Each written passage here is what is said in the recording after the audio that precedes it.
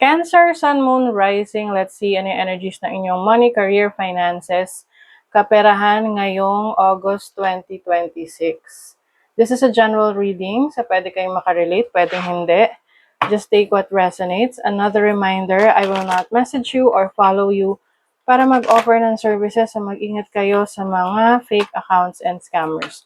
Kung gusto nyo ng private reading, just go to my website, mrqueenph.com, or you can book directly sa aking calendar, link on the description or comment section.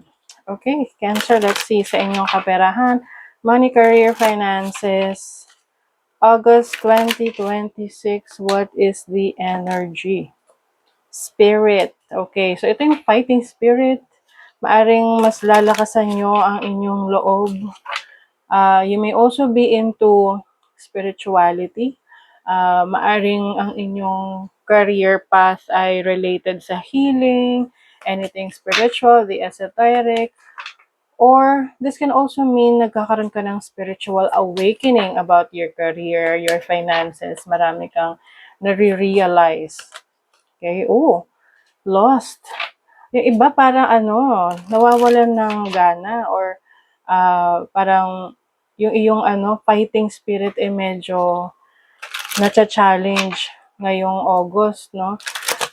Maaring yun nga, nawawalan ka ng gana sa trabaho or parang feeling mo bakit hindi nag-a-align para sa'yo. Some of you maari kasing you are limited, no?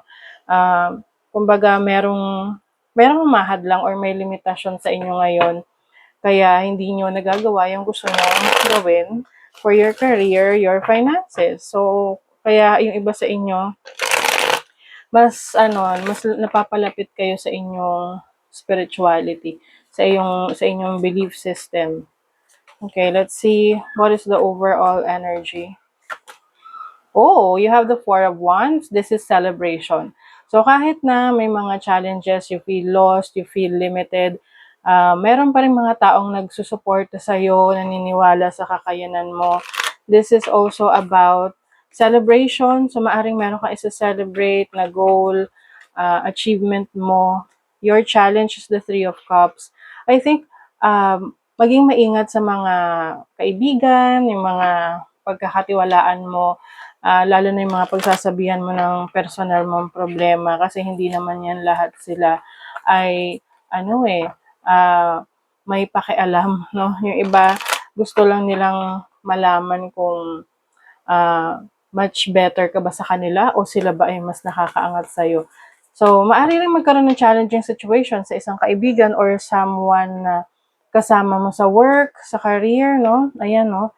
Five of Swords as your opportunity. So, palaban ka naman. Hindi mo hayaan na ikaw ay i-take advantage ng iba. Kayang-kaya mo ipaglaban ng sarili mo. Your blessing is the Ten of Swords. This is leaving a situation that is no longer serving you. This is letting go of overthinking, letting go ng mga bagay sa buhay mo na alam mong hindi na siya aligned sa mga gusto mong gawin. And maaring rin to sa inyo, blessing in disguise. At least malalaman nyo kung sino talaga yung totoo sa inyo, sino talaga yung merong magandang intention sa inyo. Kasi nga hindi naman lahat pure ang intentions. Yung iba, kung meron lang silang makukuha sa'yo, kaya sila nandyan. So I think for your career, you are finally letting go of a job, business or career path, or yung mindset mo sa pera na hindi na siya aligned sa mga goals mo. Money management. Mas magiging maingat ka sa pag-handle ng iyong kaperahan. Magke-create ka ng budget, magsisave ka regularly, at yung sinesave mo is also part of your investment para magkaroon ka ng strong foundation. Investment insights, o diba? Pagdating sa investment, meron kang mata, no? Kumbaga, alam mo kung alin dyan ang mas magiging successful. Let's say you are investing into stock market or any investment na nakikita mo na meron tong potential para sa'yo. Pwede rin tong investment sa real estate, properties, ganyan. Skills development. So, meron kang i-develop na skill set. Kumbaga, nandyan na yan sa'yo. Innate na yan sa'yo. mas gagalingan mo lang. Ano lang to, kumbaga yung iba, you might feel na maraming competition, no? Maaring merong iti-test yung iyong patience, but eventually, yung skill set mo na yan talaga ang mangingibabaw at dyan ka mas makikilala. Okay?